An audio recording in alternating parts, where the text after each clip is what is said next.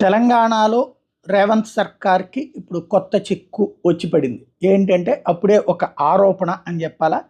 ఏదైతే కొత్త రకం బీర్లు తయారు అన్నటువంటి కాన్సెప్ట్ ఏదైతే వస్తుందో, సోమ్ డిస్టిలరీస్కి ఇస్తున్నారు అన్నటువంటి ప్రచారం ఏదైతే జరిగిందో, అది వాస్తవంగా రేవంత్ సర్కార్ ఇంకా నిర్ణయం తీసుకున్నట్లేదు. కానీ ముందుగానే తెలంగాణ రాష్ట్ర సమితి అలియాస్ భారత రాష్ట్ర సమితి అవినీతి ఆరోపణలు కుమ్మరించింది.